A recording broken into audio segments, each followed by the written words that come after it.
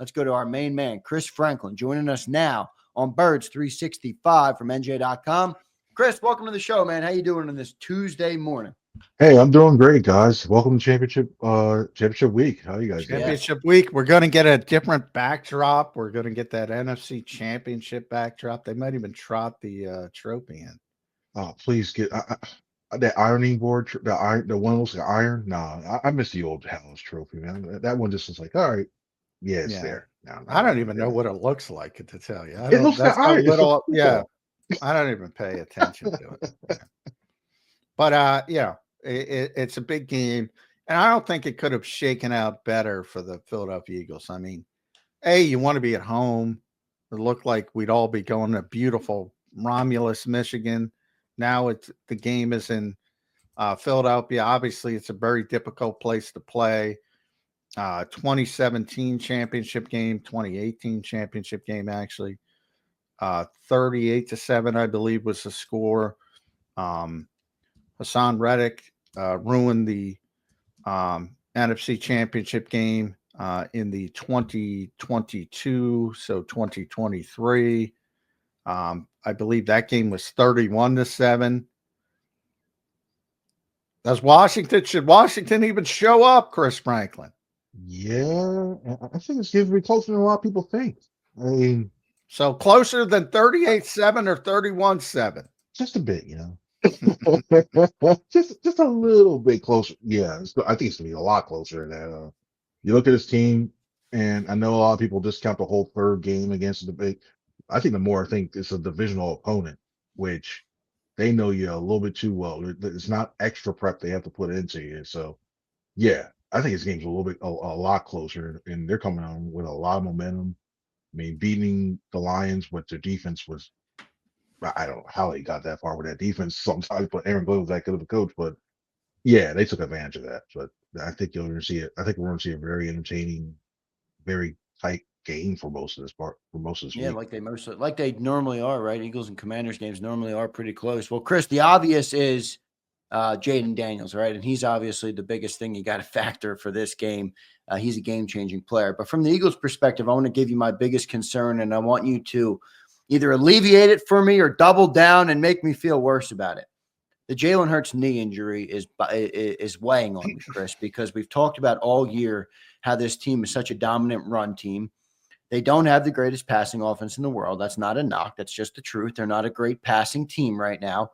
If you take Jalen Hurts' knee out of the or his running ability out of the equation, how does that change this offense? How does that change the approach to the game? How concerned are you about Jalen Hurts' knee coming into this game? I'm concerned because the way I look at it is if he's a +1, he's basically when you have him on that field, if you're the edge rusher, it affects that edge rusher for the Commanders. And I'm looking at him like, if he's not mobile enough, they're going to test him early. I would be surprised if they signal a couple guys off the edge, even if they try to throw the ball early, try to establish a rhythm. They're going to try to see how mobile he is. And if he's not mobile, and they know they can start stacking the box a little bit, and right. I would be surprised if they start rolling up those corners and really trying to test them and try to revert into like a one-dimensional offense. And it might be one of those things where you say, you know what? I don't know the severity of it. He said he's going to play. I don't know the exact area, location, what have you, but if it's just something like a contusion or whatever, I think it'll be fine. But if it's something that's MCL-ish or something like that, and you worry, he's got that brace on and worry about cuts now, I'm a little concerned about that. So just gotta wait. I'm really curious to see how he looks around, especially early in that game. Yeah, we're probably not going to know really, because certainly the Eagles are going to downplay it as expected. I think we all assume he's going to play. And until we actually get out there and see how limited he is, and we're not going to be able to see that in practice because we don't get to see much. We'll get to see if he's got a brace on or something of that nature. But until you actually see him in the game, what concerns me is last week you had, I don't want to pick on him, but I have been picking on him. Roseboom, my God. What I don't know. You've been ripping Roseboom. You've been relentless. This week it's Bobby Wagner and Frankie Luvu. Those are the kind of guys who are going to know pretty quickly whether they can not focus on the running aspect of it with the quarterback, and that makes it obviously the domino effect of that easier to focus on Saquon Barkley. Does that make it more difficult for them to run the football? Domino to that is you got to throw the football more. We've had this debate all season. We're going to have it all season until they win or lose. Can they turn on the switch and throw the football consistently? They did against Pittsburgh. Yeah, they did. I just want to see more consistency out of it. And the thing was, you did see the opportunities. It was there, and whether it's like he held the ball, whether he held the ball too long, whether it was AJ the drops, a couple of those drops as well too. Yeah, I think he can, but there's also I don't think there's going to be anything like hey, he's putting up 330 yards, but I think he can be efficient and make about 250 yards. You can get Dallas Goedert involved, I think, in terms of this defense. If you get Dallas Goedert and you find him scheming up, this is where I want to see Kellen Moore and how he schemes it up, because if he can get him against Bobby Wagner, I think he's allowed, like, he's been targeted the third most in his playoffs so far. And he's giving up 108 catches, 100 yards. And I like that matchup if they can find a way to get that open and get him against that, because I think he'll get some separation as well, too. So I look at Kellen Moore. It can't just be, okay, we're going to run a bunch of option routes. Defense basically dictates what you're running in that terms of that. I want to see him come out with a couple plays and take a couple shots and build off. We've heard so much about how much they build off of certain looks and that. I want to see what he has for his Commanders team that they haven't seen before, because, yeah, they're from his time back with the Cowboys all the way through to now, like in those two different coaching staffs, what have you, but they're very familiar. I mean, Dan Quinn knows the guy so very well. So Yeah. I want to see how to do it. I think it's there. I just want to see they need to get it done early and get it passing and going early and often. I think and they did a good job. I think early on, this team is flipped in a way. It's almost like you look at the early script. Like, we remember how we were talking about their starts and everything else. Once Yeah. they come to the script and everything, and then everything else was good. Well, Steve, she's like, once it gets into its early scripts, it looks really good, and after that, it's like, oh, we do. So I pinned this game. This is a Kellen Moore game. If he wants, well, he's probably want to be the Cowboys, but if he wants to use other options or whatever, have you?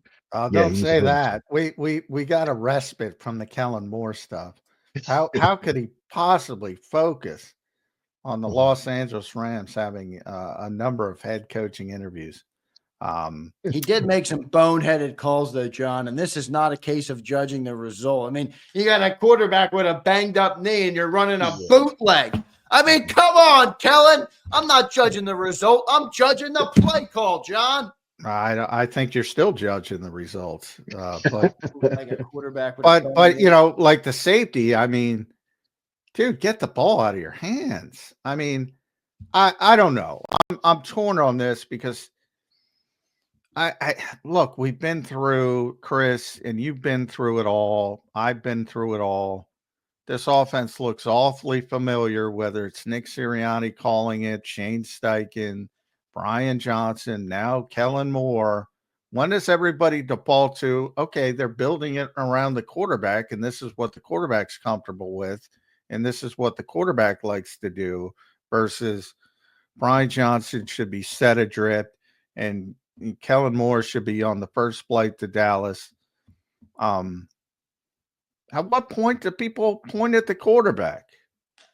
I think the thing is, I look at that as well too, is you don't put your quarterback in that situation to make the play. If that's the case, why are you trying to throw down in the snow and it's like inside your own 2-yard line and he's bagged up? I didn't get. I'm sitting there looking like around like, did they really just call this like? Oh no, I'm with you. Here's what I said. I would have ran the ball both times. I would have ran the ball. But I would have run the ball because I didn't trust the quarterback. Everybody claims the quarterback is playing well. We got all the fans defending him. We got Nick defending him. We got Kellen defending him. What, you can't have it both ways. If you're like me and you don't trust the quarterback, yeah, run the football. But if you trust the quarterback, He should be able to drop back and not take a safety because Dallas Goedert's wide open over the middle of the field. Yeah, he could have gotten the ball out quicker, but still, I'm throwing the ball. Like, I'd rather protect that ball and not throw into a wind. Like, that way, that was thrown right directly into the wind, into that way. You roll it out. Even if you try to, I just don't, there's too many factors where saying this is just a bad idea. Like, that big warning light, is one of is those on. factors the quarterback. I'm pinning you down. Go for it. Yeah. I don't think the factor was a quarterback in that situation at all. That was just, to me, that was just a bad play call. I don't care if you had Stafford. I don't care if you had Mahomes or what have you. When you're that way, it is too many factors. When you got the field so slippery, you got the way that everybody's going. You don't know. There's too many variables here. The way that the Rams pass rush was getting through. There are too many factors in that situation that keeps going. I have no, and like I said, yeah. I have no agree, problem. I have no problem with people criticizing. I would have went in a different direction as well. However, where I differ, yeah, if I had Patrick Mahomes, yeah, I don't care. I'm trusting him 100%, 150%, which doesn't even exist. I'm trusting. I mean, I don't even think about. I do what the whole playbook is open. If I got Patrick Mahomes, If he banged up his knee, would you change something? Nothing. No, well, I've seen him bang up his knee. No, but you know, again, I'm being a little facetious. It depends on how injured he is, but I hope you guys see where there's a trust level difference, or there should be. To the Eagles' credit, they trusted him, or maybe to the Eagles' non-credit, they trusted him. They trusted him. That trust, that was a lot of trust. I'm sorry, that's too many yellow ball. Like, and you hear so many times, you like protect the ball, make the right decisions, and everything else. It has to go top down. And in that situation, that was not the right. To me, I'm like, what are you like? It wasn't the right decision. It doesn't matter what quarterback was back there in that terms. That if it was early in the game, if that was the first quarter, and it was not like the traction web, he could have just slipped. He could have thrown I'm going to call it out. I do not believe for a millisecond.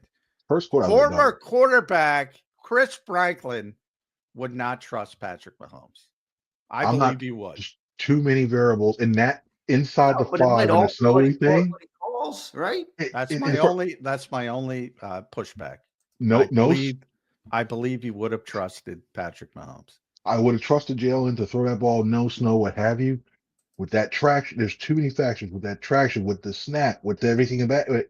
There are too many things to go into that. I will push back on the snow. What does the snow have to do with him getting the ball out quickly? Oh, nothing. Like if he actually, there's actually a couple of things. Really, you think of it. It really doesn't not a lot, but there's still some things where you can go. Okay, it's slippery. Like people's, I talk to Brave Man when it comes to hold the ball and everything, and the K ball slicker and everything else, so it falls off. Well, I agree with that. So if he drops the ball, if he fumbles the ball because of the slickness of the ball of the weather, then I'm all over Kellen Moore. I'm killing him.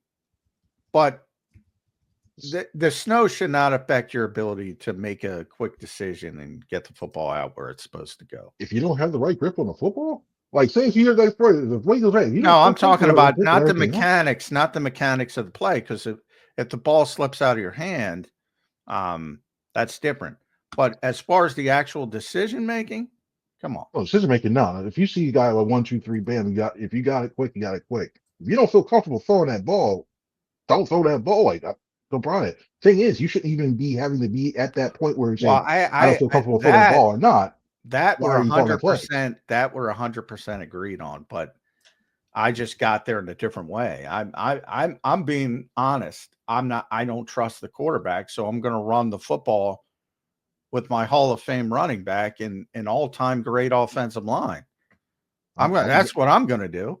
And I'm just going for fair. I don't trust anybody in that weather, especially if he's injured. I'm going to try to at least get to the 5-yard line. So at the very worst, I got more room to punt instead of like taking a sack and safety and potentially change the whole entire momentum of the game. That's where I'm going. Agree. All right, Chris. I'm going to tell you why the Eagles are going to win this game. I'm going to tell you why the Eagles are going to win this game. Jalen Hurts aside. because Sam Cosme tore his ACL, and I believe, is it Trent Scott? Is that who we're looking at? That's going to be the backup guard. Whoever not good. Whoever it is, they're fucked, because the Rams tried to double team Jalen Carter all game on 28 snaps, and he still was scooting around everybody, scooting to the outside, getting at Stafford. He is going to wreck the game, and the number one defense is going to prevail and hold the Commanders to, let's say, 20 to 23 points, somewhere in that range. And the Eagles will win again because, as Nick Sirianni dubbed it after the game, their championship defense. Agree or disagree? I agree, but I think they go about it a different way. I think they're going to double, and even if he gets pressure, this just seems like a game where it's going to go 1, 2, 3 out, and it's going to be one of those they're going to try to frustrate the hell out of them, because it's going to go try to get the ball. They're going to attack the edges in terms of either, I don't care if it's screen, flash, whatever. They're not going to let him hold that ball that long. And you could double team. I wouldn't be surprised if they triple team him or some things where he's like, in terms of being as like somebody, there's a back trying to go out in the middle of the field, you got double team, and somebody throws like a little flipper at his arm, and then they go out in that way too. So yeah, the way that he's impacted this game, I'll say Cliff Kingsbury would be stupid if he just decides to go, okay, I'm not double teaming him every play in this game. It's something to say that he gets the Calvin Johnson treatment on the inside of the offensive line. You are not letting anybody single go. You're not letting him do that, because the Aaron Donald treatment. You don't got to go to Calvin. Yeah, it's just so everything slides his way. Everything slides his way. And this is where you need Nolan Smith, or you need Nolan Smith, you need Milton Williams, you need Mario Jomo, whoever's in there as well too with them. Jordan Davis, they go to 5, what have you. They haven't been playing any 5-man fronts. It's kind of amazing. Weird. Yeah. But to your point, Nolan Smith is playing great. Milton Williams is playing great. Josh Sweat is playing great. Part of that is because of all the attention that Jalen Carter gets. We were just having this discussion about best player on the Eagles. Guy I didn't bring up, everybody's defaulting to Saquon because of the historic season, but a guy who I think should be added to the conversation already is Jalen Carter. Yeah. Already. That's how dominant he has become. This season is probably over if it wasn't for those 2 pass rushes at the end of the game from Jalen Carter. It would be, yeah. It's the way he got up that way, the way he's able to just rush to defend it, to recognize what they're about to do to him too. There's so many times you look before the play, he's looking over at Nolan Smith, and he's gesturing something like, "Hey, do this, what have you," and the next thing you know, it's stopped, or it's a minimal game, what have you, especially in the run game. If it's a passing game, he's just been so effective in terms of that. And yeah, I the way he's just playing and the way he's affected it, he's if he's not the best, he is the best defensive tackle in this league right now. And he's playing every snap. Yeah. He played 69 of 71 snaps. All that talk of conditioning last year, I think he took it to heart in terms of the conditioning and everything else. And the beauty, Chris, his last 2 shut down the Rams, sacked Matthew Stafford, forced the inaccurate throw to come out way too soon. On the last 2 of those 69 reps, talk about that conditioning. To play at that level that late in the game, in that weather, Georgia, he's not used to playing in that weather. The more I talk myself into it, Jalen Carter belongs in that conversation already. And the Chicago Bears should be ashamed of themselves. Passed on him twice. That extra pick was very important for him. But also, I think you got to look at, if you don't have him, look like Zach Barnes has played unbelievably well. You don't have the way that interior is playing to keep him clean, so it allows him to go sideline to sideline and shed those blocks.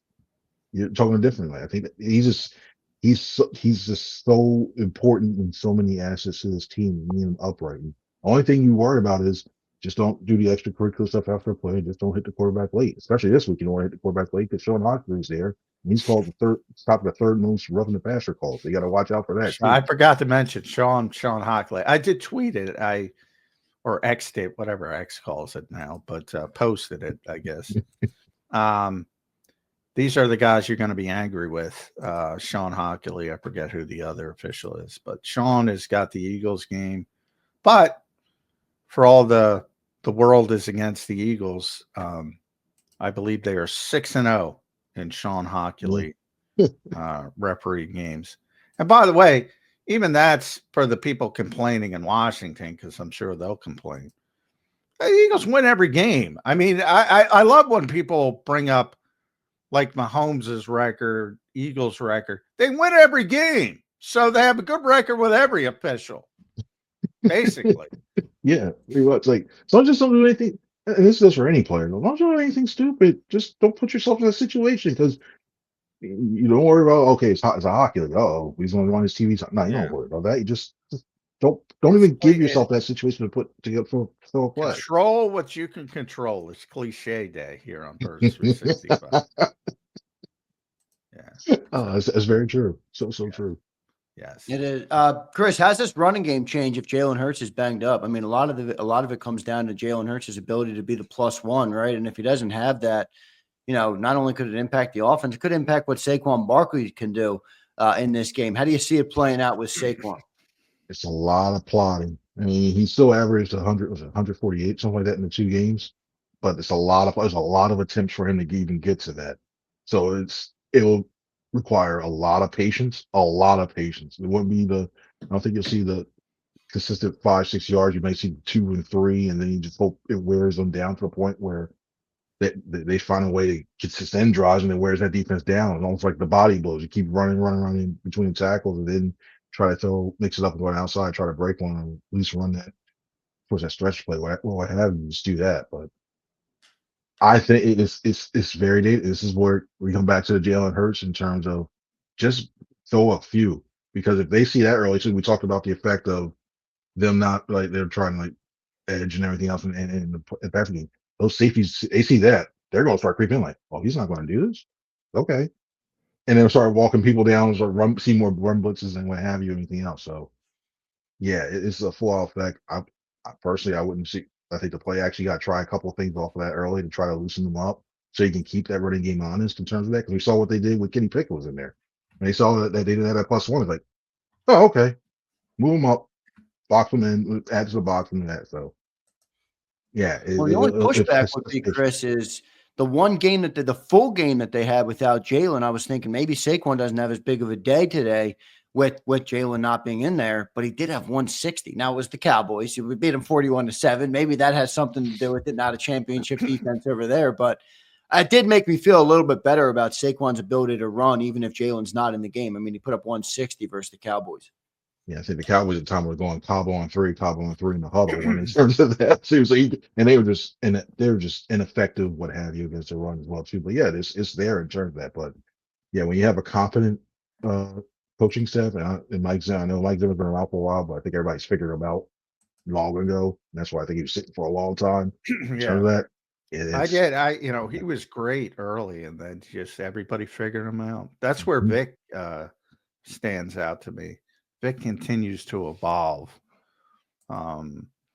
and he'll be a big part of this stopping Jayden Daniels. But I do want to talk about Dan Quinn for a little bit, because wow, I mean, you think about Dan Quinn, and for those who don't remember, he was the head coach in Atlanta when they gave up the biggest lead in Super Bowl history. And part of the reason they gave that up is because how conservative they were. And now he's turned into Dan Campbell on steroids. I'm going for it. I love it. They're going to be the underdog coming in. If you're going to beat a more talented team on the road, you got to take some chances. He's going to show up to win the game. Sean McVay didn't show up to win the game. He's being cautious. He's trying to play, I'm going to take a field goal.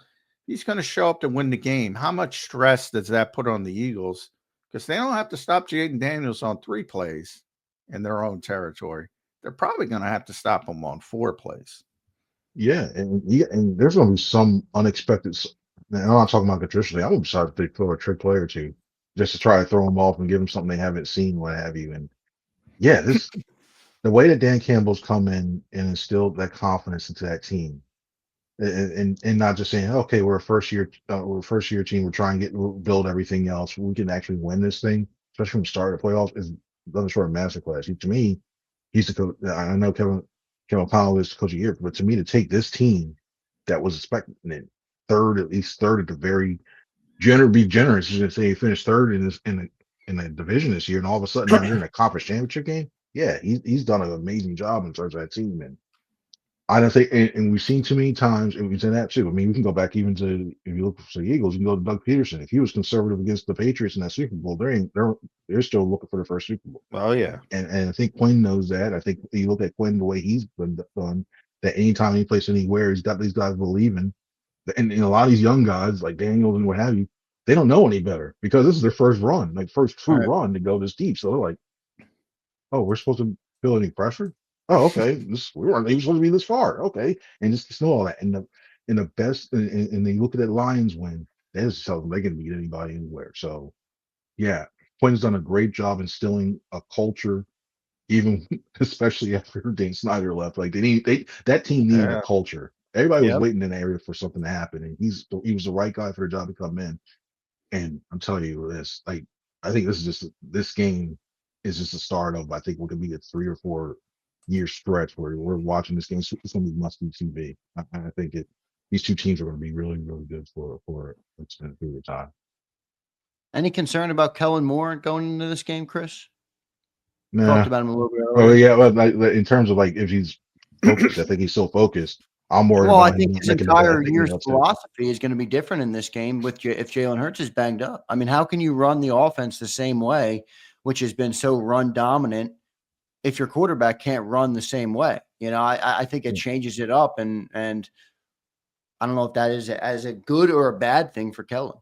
All right, I was thinking more like if he's gonna be focused, and I think he'll be focused. I'd still worry about his decision making of what calls to play at times. Like, is he going to be pass happy or like? I know you got to mix it up, and I know you got to attack Stevens and give him something to look. But are they going to try to throw the ball like on instead of taking the gimme first down like the third, fourth, and short? And I'm not talking about touch, but like something that's reliable, man.